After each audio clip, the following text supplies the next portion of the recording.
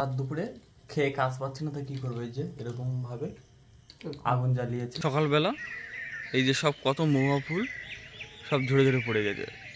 দেখে কি মনে হচ্ছে আজকে বসতে পারবো? সবে বসছে না, আর কত হাজার হাজার লোক। আর আবার কি ঢোকার সাথে সাথে একটা করে ফ্রি জল দিয়েছে, আবার যাওয়ার সময় আবার একটা করে নেবো।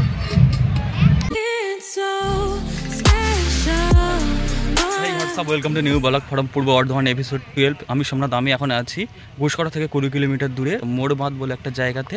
আমরা মোড়বাঁধ ছড়া বাজার থেকে 1 কিলোমিটার দূরে ভৈরা বটতলা বলে একটা জায়গাতে বসে বসে ট্রাফিক কাউন্ট করছি। এখন আমরা সুদীপের ডিউটি। আর যেই জায়গাটা ট্রাফিক কাউন্ট করছি না, সেই জায়গাটা খুব সুন্দর। মানে চারিদিকে শাল গাছ, মহুয়া গাছ, বট গাছ, সোনাঝুরির গাছ দিয়ে ঘেরা গোল একটা 3 মাথা রাস্তা। জায়গাটা খুব ভালো। দাঁড়াও দেখাই আমি রাস্তাটা। এই দিকটা চলে যাচ্ছে হচ্ছে বুধবুদের দিকে, এই দিকটা হচ্ছে 11 মাইল হয়ে ইলাম বাজার, আর এই দিকটা হচ্ছে ঘুষকরা। আর চারিদিকে শুধু শাল গাছ, মহুয়া গাছ, সোনাঝুরি। এই যে আমরা এই প্রতীক্ষালয়ের মধ্যে ডিউটি করছি, আর এই পাশে একটা আর কি মহুয়া ফুলের গাছ। আমরা অনেক মহুয়া ফুল খেয়েছি সকাল থেকে। মহুয়া ফুল খেয়ে কেমন লেগেছে শুধু? আর দু একটা খাবি এখন রোদের সময়?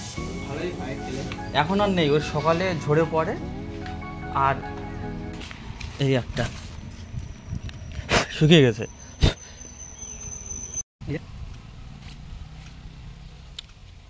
মিষ্টি মিষ্টি কিনা একটা গন্ধ, বেশি গেলে নেশা যায়।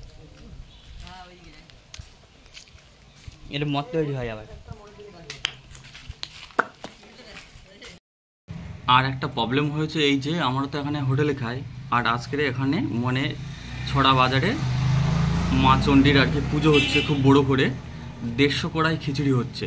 মানে গ্রামে কোনো উনুন জ্বলবে না, মানে হোটেলে তো রান্নাই হবে না। আর আমরা কোথায় খাবো তাই ভাবছি। তো হঠাৎই একজন বলে গেল যে তোমরা মন্দিরে যাও, মন্দিরে গেলে আর কি খেতে দেবে সবাইকে। খিচুড়ি রান্না হচ্ছে সবার জন্য ফ্রি। তাই আমরা আর কি এখন আমাদের ডিউটি শেষ করে মানে 2টোর দিকে আমি আর শুধু যাবো মন্দিরে খিচুড়ি খেতে। আর ওখানে দেখাবো কীরকম কি আর কি ব্যবস্থা। ওখানে তো হয়তো মাইক বাজবে, লোকজন থাকবে, কথা বলতে পারবো না, জাস্ট এমনি ভিডিও আর কি দেখাবো মিউজিক দিয়ে।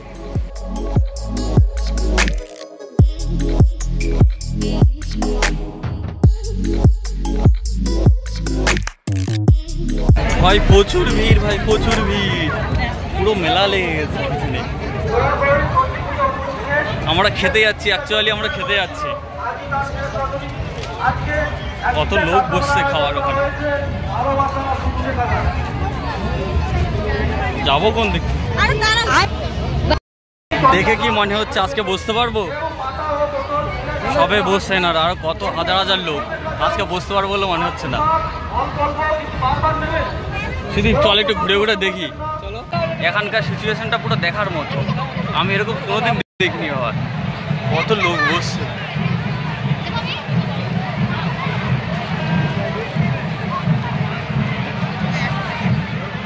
আমি তো তবু কখনো বলতে পারবো যে আমি মোড়বাঁধে সেরকম একটা দিন কাটিয়েছি চন্দ্রটোলা, তাই না? একদম। এগুলো আর কি কাজের জন্য হয়তো এসছি, এমনি কোনোদিন আসতে পারতাম না। আমার এটা আর কি মনে থাকবে, খুব মনে থাকবে। কাকু এটা প্রতি বছরই হয় এখানে? ও আচ্ছা আচ্ছা, প্রতি বছর। আর আবার কি ঢোকার সাথে সাথে একটা করে ফ্রি জল দিয়েছে, আবার যাওয়ার সময় আবার একটা করে নেব। শাল পাতা এখানকার পপুলার ফেমাস শাল পাতা।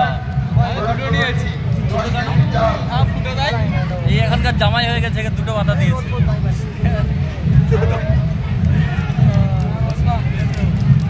আর এখানে এত লোক সব আর কি মেয়ে জামাই, আত্মীয় স্বজন, কুটুম, কত দূর দূর থেকে লোক এসছে এখানে।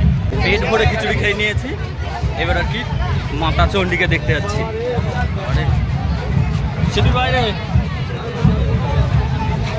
আর সকালবেলা দেখছিলাম কিছু লোক সব ব্যানার নিয়ে আসছে, আর একটা করে ব্যান্ড পার্টি নিয়ে আসছে, আর কিছু খেলা এনে আনছিল দেখছিলাম। আর এখন দেখছি সেটা পুরো বাজাচ্ছে দাম দাম করে। আমরা দেখতে যাচ্ছি ব্যাপারটা কী ওখানে। একসাথে পুরো 100টা ড্রাম বাজছে একসাথে। আওয়াজ শোনা যাচ্ছে না?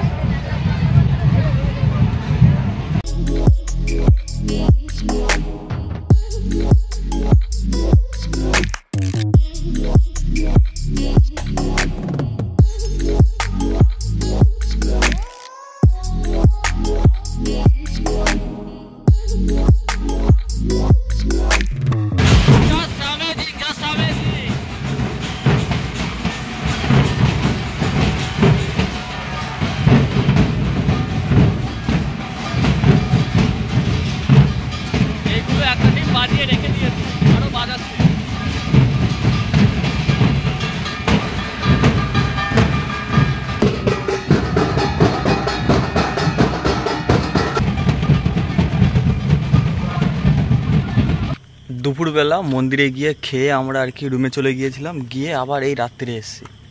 এখন কটা বাজে? এখন প্রায় 11টা বাজে। আমার আর সুদীপের নাইট ডিউটি। এদিকে দেখো পুরো ফাঁকা শুনশান, এদিকে দেখো ফাঁকা শুনশান। এর মধ্যে যদি আমরা ডিলেট হয়ে যাই কেউ আর কি খোঁজ খবর নেবে না। রাতের বেলা যাত্রা দেখবে, যাত্রা টিম আসছে। হরে হরে মহাদেব।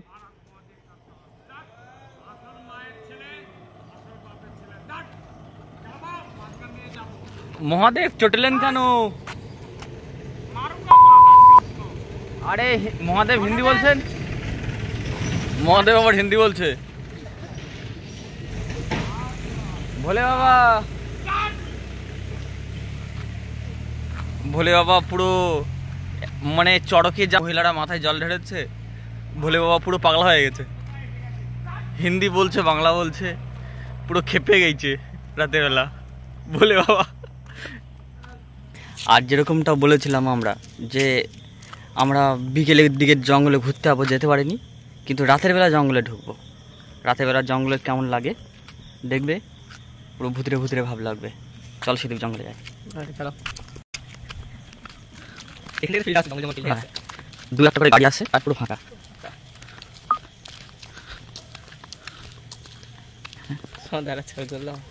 ছবি তো তুলে দেবো, পাগল হলে জ্বালা খুব। রাতের বেলা জঙ্গল দেখতে এসছে।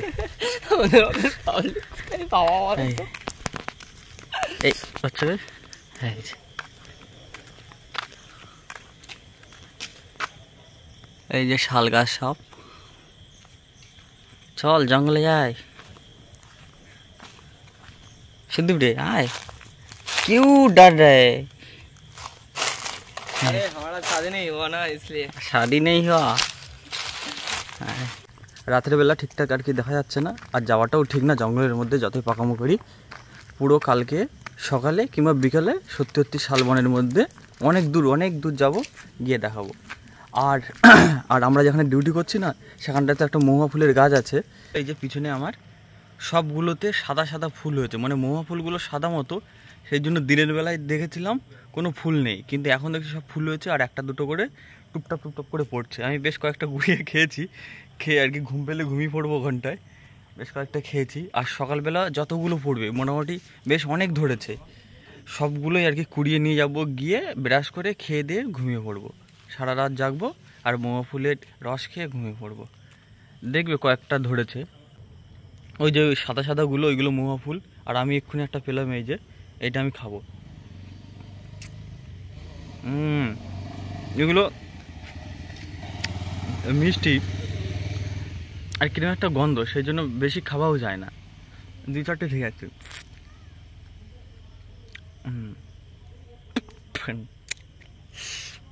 আমি একটা গল্প শুনেছিলাম যে রানীগঞ্জের কয়লা খনিতে মানে শ্রমিকরা সারা রাত আর কি কাজ করবে, আর দিনের বেলা এই মহুয়া ফুলের মদ খেয়ে চোখ লাল করে বাড়ি গিয়ে ঘুমোবে। আর সেটাই এখন ঘুরে ফিরে আমার সাথেই হচ্ছে, সারা রাত জাগবো আর এটা খাবো, চোখ লাল করে গিয়ে ঘুমাবো। রাত দুপুরে খেয়ে কাজ পাচ্ছে না তো কি করবো, এই যে এরকম ভাবে আগুন জ্বালিয়েছি। এই যে লাঠি, এটা দিয়ে আর কি পাতাগুলো দিচ্ছি ওটার উপরে। এই যা নিয়ে গেল আমার উনুনটা, নিয়ে গেল। শুধু এই পাতাগুলো সব কুড়ালে আমাদের পিকনিকের জ্বালানি হয়ে যাবে।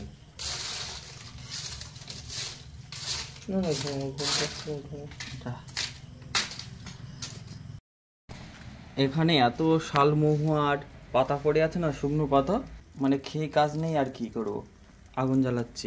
সকালবেলা এই যে মহুয়া ফুলগুলো সব ঝরে ঝরে পড়ে গেছে, আবার সব কুড়িগুলো আবার রাতে হবে, আবার আর কি ঝরে পড়বে।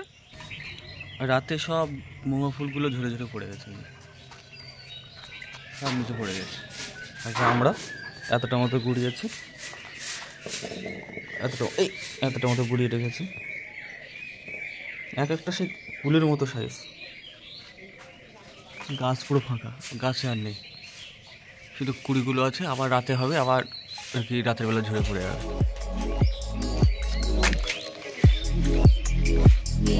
তো গাইস, কালকে সত্যি সত্যি আমরা বিকেলে হোক, সকালে হোক আর দুপুরে হোক জঙ্গলের মধ্যে যাব, গিয়ে দেখাবো।